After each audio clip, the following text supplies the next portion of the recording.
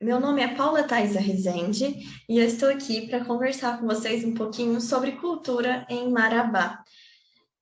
Então, vamos nessa, pessoal? Vamos começar falando um pouquinho sobre a NTICS. Há 19 anos, a NTICS Projetos tem como premissa implementar projetos e soluções inovadoras que promovam o desenvolvimento sustentável no mundo, hoje com operações no Brasil, Estados Unidos e Europa. Somamos mais de 1.000 projetos desenvolvidos e mais de 10 milhões de pessoas impactadas diretamente. Há 3 anos, somos uma empresa signatária do Pacto Global da Organização das Nações Unidas, a ONU. E com isso, aspectos sociais, governança e a constante busca por soluções sustentáveis norteiam nosso plano de negócios. Nossas unidades de negócios compreendem 4 eixos: certificação para negócios sustentáveis, desenvolvimento de projetos estratégicos com foco nos ODS, mudanças climáticas, biodiversidade, inovação e recursos hídricos. Plataformas que integram todo o processo de governança, compliance e indicadores para projetos de responsabilidade social. E consultoria para a criação de comitês de sustentabilidade e responsabilidade social. Essa é a NTICS, que está aqui, né, com a gente nesse projeto. O projeto Cultura em Marabá, ele foi desenvolvido com a finalidade de ampliar esse acesso à diversidade cultural aos moradores da região, estimulando o interesse por diferentes formas de expressão artística. A iniciativa democratiza e descentraliza o acesso à cultura, criando um novo olhar para cada formato de manifestação cultural e desperta sensibilidade às emoções dos mais variados espectadores. Então, pessoal, a gente vai passar, né, por alguns temas, a gente vai mostrar alguns temas voltados à cultura, algumas formas de cultura que são bem característicos, que vocês já conhecem bem, que vocês têm bastante contato, outros nem tanto, mas o objetivo é que vocês, de fato, conheçam essa diversidade que existe, né, num país tão grande como o nosso. Eu gostaria de falar um pouquinho com vocês sobre as ODS. O que são as ODS? Vocês já ouviram falar? As ODS são, na verdade, os ODS, né? São os Objetivos de Desenvolvimento Sustentável. Esses Objetivos de Desenvolvimento Sustentável, ele foi elaborado pela ONU e ele preocupa com aspectos tanto social, quanto ambiental, quanto cultural e econômico de todo o mundo. E são 17, né? São vários, mas nesse projeto em particular, o Cultura em Marabá, a gente vai pegar um pouquinho mais em 4 ODS específicos, que é o 4, Educação de Qualidade, 11, Cidades e Comunidades Sustentáveis, 12, Consumo e Produção Responsáveis e 17, Parcerias e Meios de Implementação. Eu trouxe um videozinho para vocês que ele explica melhor o que seriam esses ODS, o que a ONU pensou quando criou esses 17 objetivos, o que seria isso. Então, vamos ao vídeo.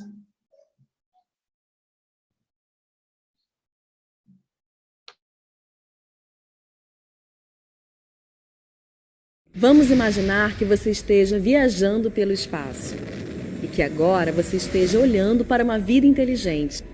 Você tem viajado bastante porque o espaço é bem grande e agora você vê a Terra, uma pequena ilha no espaço, uma composição de água, pedra e solo, uma camada fina de ar para conseguirmos respirar. Existe mais vidas no espaço? Sim ou não, está em todos os lugares. Se você pensar, nós precisamos basicamente das mesmas coisas: água fresca, ar limpo e comida saudável. A boa notícia é que a Terra tem tudo isso para todos nós. A má notícia é que nós encontramos alguns problemas no caminho. O primeiro é a mudança climática. O jeito que vivemos na Terra hoje está danificando muitas coisas que precisamos para viver. Os combustíveis que nós queimamos estão contaminando a atmosfera. Nós estamos esgotando nossas fontes de água potável. Tudo isso está mudando o clima. O segundo problema é a desigualdade. Algumas pessoas na Terra têm muito mais do que precisam e a maioria não tem o suficiente. Isso causa pobreza e não é justo. Milhões de pessoas não têm acesso aos remédios que poderiam prevenir doenças. Em alguns lugares, as crianças não entendem o motivo de ir à escola. Em outros, milhões de crianças querem ir à escola. Isso é justo? Com sorte, nós temos um plano. As Nações Unidas anunciaram os Objetivos Globais para o Desenvolvimento Sustentável. São 17 objetivos que protegem o planeta contra a mudança climática e tornam o mundo seguro e mais justo para todos. Nós temos que alcançar essas metas até 2030. A melhor coisa de se ter um plano é que nós podemos checar como estamos indo ao longo do caminho, mostrando as partes em que fomos bem e as partes que devemos melhorar. Até 2030 teremos um longo caminho, então nós temos que encorajar uns aos outros todos os dias. Temos 17 objetivos que trabalham juntos, então há diferentes formas de você ajudar. Você se sentiria diferente sendo menina ou menina em relação à segurança que você sente, aos amigos que tem ou os lugares que você pode ir? E se achássemos uma nova forma de transformar a água em limpa e potável? E se pudéssemos reciclar todo o nosso lixo? O que mais poderíamos mudar? Nós todos vivemos na Terra e nós dependemos da Terra para viver.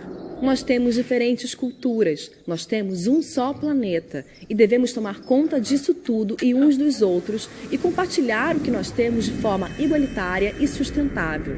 Tudo o que precisamos está bem aqui. Algum dia nós encontraremos vida inteligente em outros planetas. Enquanto isso, vamos ver o quanto de inteligente podemos fazer para todos nós na Terra. Só lembrando.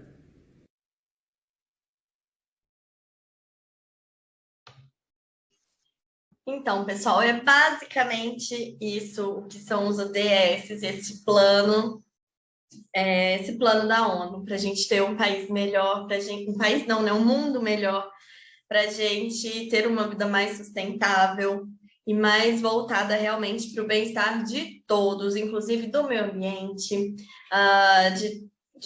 do mundo inteiro, né? Um bem-estar geral. Nesse projeto, a gente vai falar de arte indígena, a gente vai falar do folclore, da arte barroca e também da arte moderna. O tema que eu escolhi para a gente começar essa nossa conversa, essa nossa oficina, foi a arte indígena. O que a gente tem de muito interessante sobre a arte indígena, né? A gente tem uma terra indígena, que é a de Sororó, e ela fica em um município a 100 quilômetros de Marabá, que é bem próximo, né? 100 quilômetros é bem próximo. Então, fazendo uma pesquisa, porque assim, a cidade de Marabá é realmente encantadora, eu percebi que existe várias influências e essa questão indígena. Então, que é uma arte muito importante. A gente tem, por exemplo, a cerâmica, né, indígena, ela é extremamente reconhecida, inclusive fora do país, e é algo nosso, né? É algo que faz parte da nossa cultura. Então, a frase que eu trouxe que fala dessa arte indígena é: somos parte da terra e ela é parte de nós. Porque o que a gente tem com essa, né? Somos parte da terra e ela é parte de nós. Quando a gente olha para a cultura indígena, a gente tem a cerâmica, a gente tem as máscaras, nós temos aqueles ornamentos, né? O cocar, as braceletes, a pintura corporal. Então, são vários aspectos bem coloridos, bem chamativos. E quando fala que somos parte da Terra, ela é parte de nós, tem uma questão muito importante e muito interessante. Primeiro que, de fato, nós somos parte, né, desse meio ambiente, nós somos parte da Terra. E vem essa questão, né, numa questão mais ambiental, e vem uma outra questão, porque, de fato, os índios, eles retiram da terra, eles retiram da natureza tudo que eles utilizam na arte deles.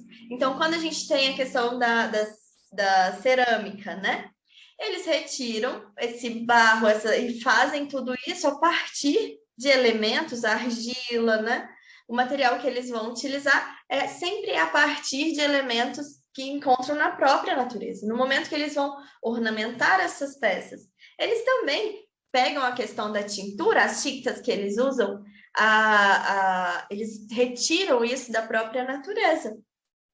Quando a gente tem as máscaras. Então, também são elementos extraídos ali da natureza. Então, quando a gente pensa em sustentabilidade, a gente olha essa cultura indígena que é tão bonita, tão colorida, tão viva, e tão brasileira, né? A gente percebe o quê? Que eles têm hábitos extremamente sustentáveis, eles retiram tudo de fato da natureza, eles criam a sua arte, e essa arte que tem uma finalidade, né? No momento que eles fazem aquela pintura corporal, tem um porquê. Eles fazem uma festividade religiosa, eles fazem para comemorar algo, então tem um porquê. Antes da gente continuar esse papo, trouxe um videozinho também para vocês que traz um desafio, na verdade, porque nós também temos essa parte de cestos que são feitos a partir do tear, né? Então, a gente trouxe um desafio para vocês que é voltado para essa questão da cultura indígena. Vamos ver qual será esse desafio. Olá, crianças! Existem mais de 200 grupos de povos indígenas no Brasil. A arte indígena retrata diversas formas de expressão e guarda aspectos de cada tribo. Ela está presente na pintura corporal, cocares, cerâmicas e máscaras. A cerâmica indígena é produzida principalmente pelas mulheres, que coletam o barro das margens do rio e criam esculturas.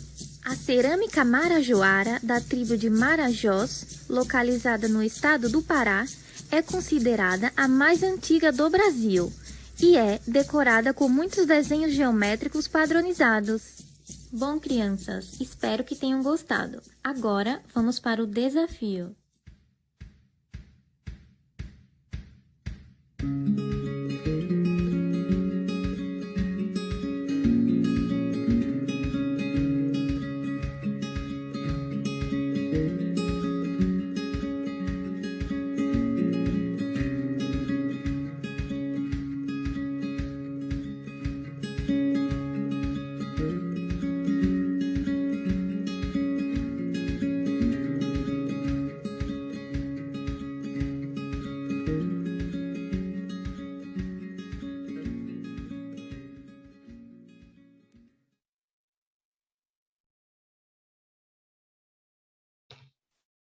Viram só o nosso desafio?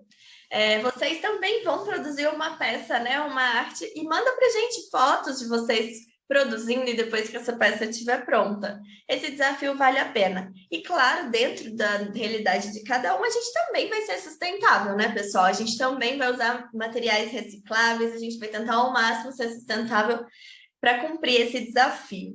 No caso, a cerâmica marajoara, que está aí no Pará, o que tem essa cerâmica marajoara? Não sei se vocês já sabem disso, mas ela é muito importante dentro de um cenário internacional. Inclusive, já foi exposta em museus de outros países na Europa. Então, ela é realmente muito importante. E uma outra tribo bem importante, que fica nessa terra de Sororó, nessa terra indígena de Sororó, é a Aikeuara. O que tem de tão bonito e tão importante nessa tribo? Eles são muito antigos, uma tribo, lógico, né, muito antiga, e a pintura corporal deles é muito marcante, porque geralmente usa só tons de preto. Então, é a cor da pele e eles usam mais uma tintura mais no preto, que é uma muito bonita também. Vou até voltar aqui um pouquinho esse slide para mostrar para vocês. Essas duas crianças é da tribo Aikeuara, então o traço marcante deles é essa forma mais no tom do preto mesmo. Então, essa é uma característica marcante deles. Continuando, vamos falar um pouquinho sobre o folclore brasileiro.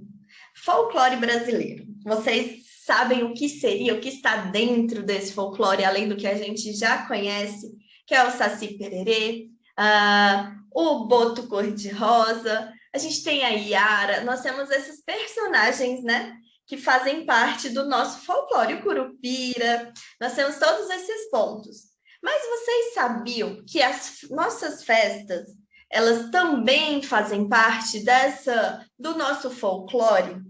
Por exemplo, aí em Marabá nós temos uma festa muito legal, muito importante, que é a do Boi Bumbá, né? E onde a gente tem uma festividade muito bonita, inclusive a gente tem fotos dela aí. E o que que acontece? Essa festividade do Boi Bumbá, ela também faz parte do folclore. Um outro exemplo do que seria folclore, eu trouxe essa frase, né? Para conhecer um povo, conheça seu folclore. O que seria folclore? Seria essa cultura popular, essa cultura que a gente tem contato no dia a dia, às vezes nem percebe. Um outro exemplo é, por exemplo, umas brincadeiras que a gente faz muito, como esconde-esconde, pega-pega, pular corda. Tudo isso faz parte do nosso folclore, tudo isso também é folclore, faz parte do folclore brasileiro. E a gente tem as danças também, como a quadrilha, a gente tem o frevo. Então, tudo isso é muito marcante, são traços marcantes e faz, sim, parte disso do que é o folclore. Para exemplificar e ficar mais fácil para vocês entenderem, eu também trouxe um vídeo, mas esse vídeo ele é mais voltado aos personagens folclóricos, porque assim, a gente já entendeu, né, galera, que as nossas brincadeiras, as comidas típicas, os jogos, as festas também são parte do folclore, também são folclore, né, dentro desse contexto. Mas agora eu quero que vocês vejam também os personagens folclóricos e vão me contando aí quais deles vocês se lembravam, quais não tá no vídeo, se faltou algum. Vamos conhecer, né, alguns desses personagens folclóricos.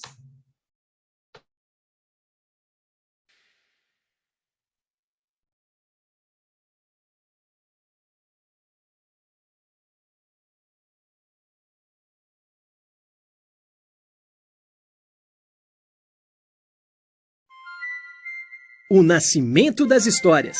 Como transmitir tantos ensinamentos e explicar as forças da natureza. Foi assim que surgiram as lendas do folclore brasileiro. Baixinho, com cabelo vermelho e os pés virados para trás, o Curupira está sempre confundindo caçadores com pegadas que os levam na direção errada. Pulando em um pé só com seu gorro vermelho, o Saci está sempre procurando alguma travessura para aprontar e se divertir. Em seu redemoinho de vento, é quase impossível percebê-lo. A Caipora, indiazinha forte e brava, sempre com seu amigo, um porco selvagem. Protegem os animais, assustando os caçadores com assovios e ventos que vêm de todas as direções. Brincalhão e grandão, o lobisomem adora correr e toda noite de lua cheia ele uiva chamando diversos cães para correrem com ele por 7 partes da região. Bela morena de cabelos negros com canto suave e conquistador, a Yara encanta os homens que apaixonados a seguem até o fundo do rio e nunca mais voltam para a cidade. Galopando pela noite, a mula sem cabeça é conhecida por relinchar perto das casas que rodeiam as igrejas. Dizem que é uma mulher arrependida pelos seus erros e procura perdão. Ah, cuidado que lá vem o Boto, o conquistador mais famoso de todas as lendas. Encanta as garotas e depois desaparece, deixando todas tão apaixonadas que nem ligam para mais nenhum rapaz da aldeia. Cara de mal, olhos grandes e brilhantes. O Boitatá é uma cobra de fogo que foi condenada por sua ganância, mas agora sabe como é importante proteger a floresta. Respeito à natureza, explicando o inexplicável. Assim nasceu o folclore brasileiro. Venha e conheça mais!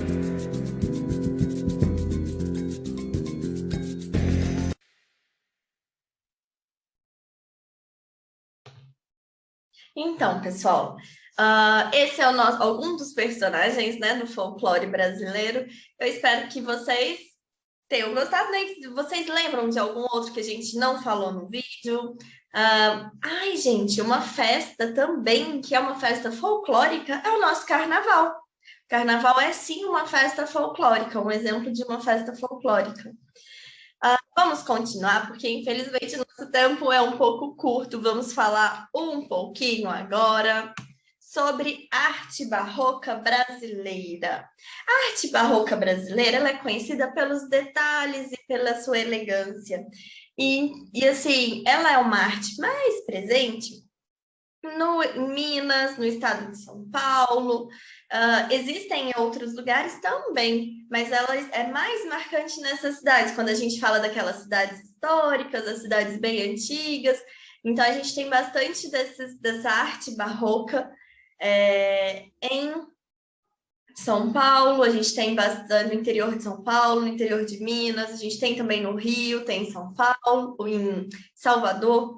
Então, são os lugares assim mais antigos, né? Assim, habitados há mais tempo.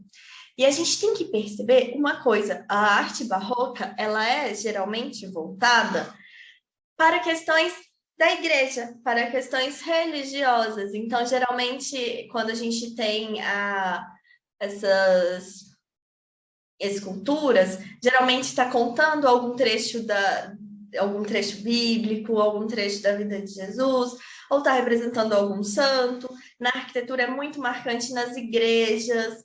Então, a gente tem que... na exposição, gente, não perca a nossa exposição, lá tem mais detalhes do que seria essa arte barroca. Às vezes, na igreja que tem um teto com muitas pinturas, muitos enfeites, muitas esculturas. Isso seria a nossa arte barroca. Como ela já é um pouquinho mais distante, né? Não está lá no nosso dia a dia, a gente não tem tanto contato, não vê tanto. Eu também trouxe um vídeo para tentar ilustrar de uma forma mais que vocês entendam melhor, que fique mais interessante, né? Vamos assistir esse vídeo, que ele é bem curtinho e ele mostra bem o que seria essa arte barroca brasileira. Esta é Vila Rica, atual cidade de Ouro Preto, em Minas Gerais. Estamos entre os séculos XVIII e XIX, auge do Barroco mineiro. O Barroco, um estilo artístico que surgiu na Itália e se caracteriza pelo rebuscamento, teve no Brasil sua própria interpretação. Assim como na Europa, esteve associado principalmente à religião católica. Foi nessa época e nessa região que viveu o maior artista plástico do Barroco mineiro. Começou a esculpir ainda na infância, por influência do pai, requisitado mestre de obras, e do tio, um entalhador muito conhecido na cidade. Aos 40 anos, contraiu uma doença que o deixou gravemente deformado. Conta-se que, mesmo após perder os dedos pelo agravamento da doença, amarrava as ferramentas à mão e continuava fazendo esculturas primorosas. Sua condição não o impossibilitou de trabalhar, mas influenciou sua obra. A carreira desse artista pode ser dividida em duas fases: a fase sã, equilibrada e serena, e a fase da enfermidade, quando seus trabalhos se aproximam do gótico e do expressionismo. Suas realizações mais famosas estão em Congonhas do Campo, Minas Gerais. Os 12 majestosos profetas em pedra-sabão e o conjunto do Santuário de Bom Jesus de Matozinhos, um patrimônio histórico e artístico com 66 imagens esculpidas em madeira de cedro. Antônio Francisco da Costa Lisboa, o Aleijadinho. Dos tempos coloniais até hoje, um artista de primeira grandeza.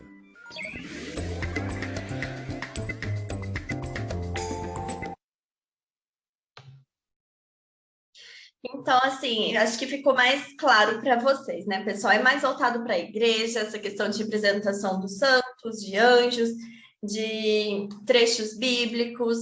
É uma arte realmente mais voltada para questões religiosas e mais rebuscada, mais elegante, com mais detalhes.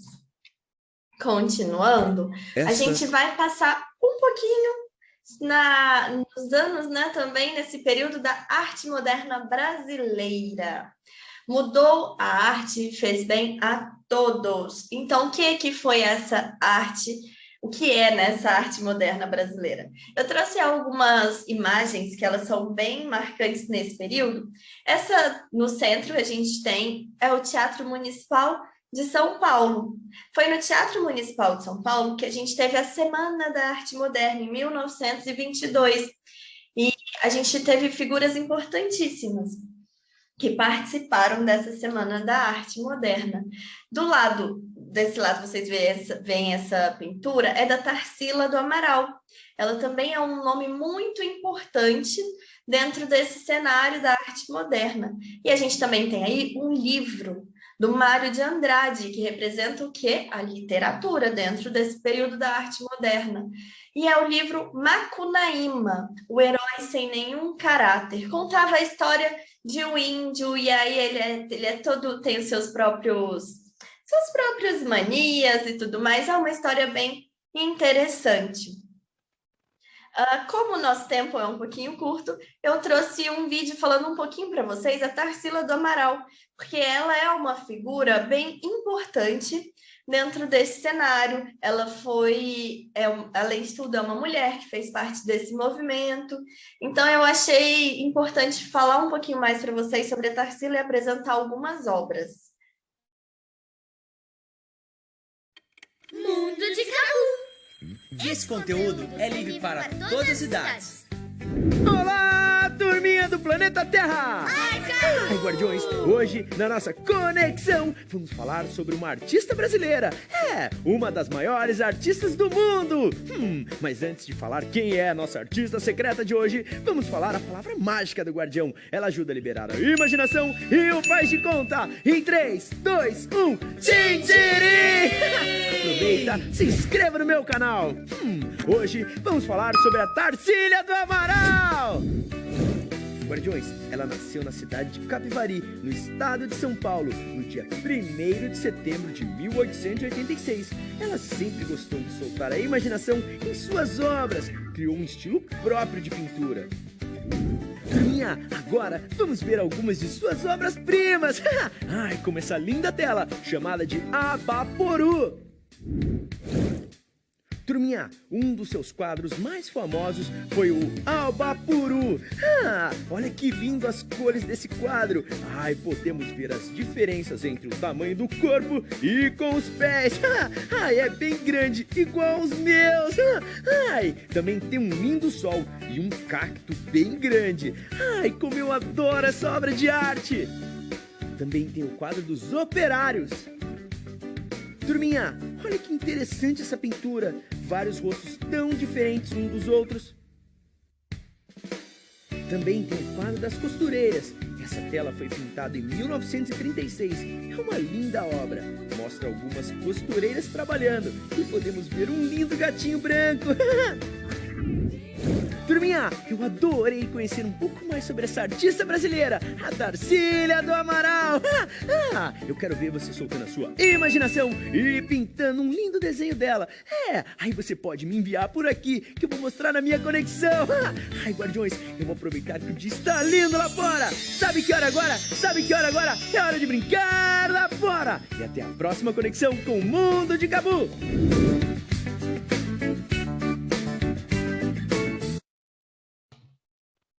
Ele já vai brincar lá fora. A gente vai continuar aqui na nossa oficina, né, pessoal? Mas o desafio dele é muito válido, hein? Na nossa apostila tem uma figura dela, né, desse quadro, para a gente pintar. Tá valendo o desafio dele.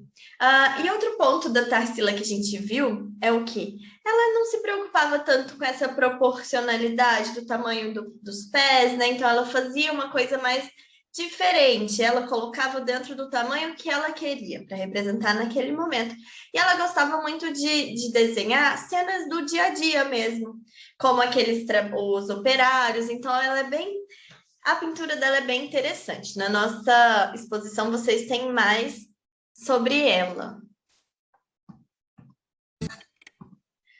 Então, preparamos essa exposição virtual para vocês. Entrem no site ntix.com.br/cultura em Marabá e olhem tudo que tem lá. Tem várias coisas sobre arte indígena, sobre folclore, barroco e também sobre a arte moderna. É importante vocês darem uma olhada também nessa exposição e todas estão com uma explicação. Então, espero vocês por lá, hein, galera? O material do aluno. O que nós temos no material do aluno? No material do aluno, a gente tem 4 atividades aí para vocês. Nós temos o Abaporu, da Tarsila do Amaral para vocês pintarem, soltarem a criatividade e colocar cores bem vibrantes. Nós também temos o mosaico. Nessa oficina, nós vamos falar um pouquinho mais sobre mosaico, mas não deixem de fazer também essas outras atividades que estão na apostila. Nós também temos atividade de reciclagem aí na sua apostila e também de intervenção urbana. Então fica o desafio, cumprir todas as atividades aí da apostila, pessoal, e compartilha aí com a gente as fotos das atividades de vocês. Mas nessa oficina a gente vai falar um pouquinho mais sobre o mosaico, porque a gente deu para vocês uma imagem para vocês completarem, para vocês preencherem com o quê? Pedaços de revista, papel colorido, tudo que você... Solta a criatividade, lembrando de utilizar o que tem aí na escola ou em casa, para que a gente não tenha que comprar nada, né? Vamos ser sustentáveis, galerinha. Então, vocês vão preencher... a gente não vai colorir, né? A gente vai fazer uma colagem nessa nossa imagem. Eu trouxe para vocês esse vídeo falando um pouquinho mais sobre o mosaico e ele também dá uma outra ideia. Vocês podem criar outros desenhos utilizando essa técnica do mosaico, que está presente em várias coisas do nosso dia a dia, até mesmo na calçada. A gente vê muito fotos, né? Quando fala em Rio de Janeiro, a gente tem aquela calçada de Copacabana, toda desenhadinha, é feita também através da técnica do mosaico. Então, vamos assistir esse nosso vídeo, que ele é super interessante e vai dar muitas ideias para vocês preencherem. A gente colocou uma imagem bem brasileira, bem nossa, né? Que é dos tucanos, e vocês vão preenchendo ela com pedacinhos de papel.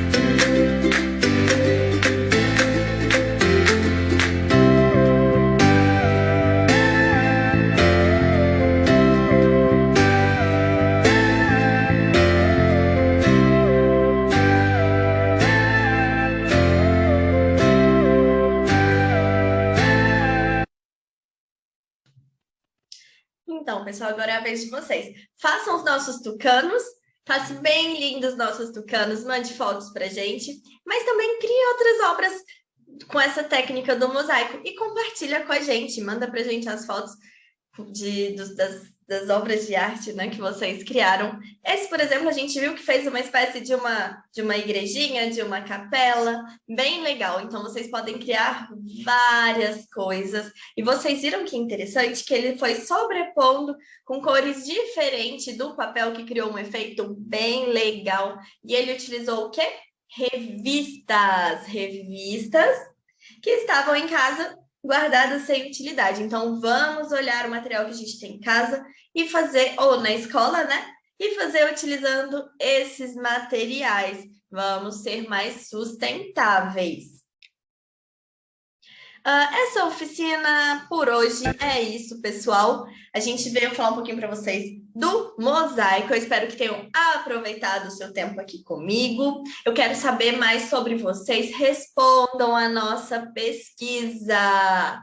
E muito obrigado pela presença, mas ainda não é hora de brincar lá fora. Agora a gente tem uma peça de teatro. Sim, agora vocês vão ficar com a peça teatral para o lado de cá. É só cultura. Essa é uma peça maravilhosa, espero que vocês gostem e nos conte lá no final. Deixe seu comentário, conta pra gente o que você achou da nossa oficina, o que você achou da peça. Fala pra gente, compartilha com a gente como foi a sua experiência.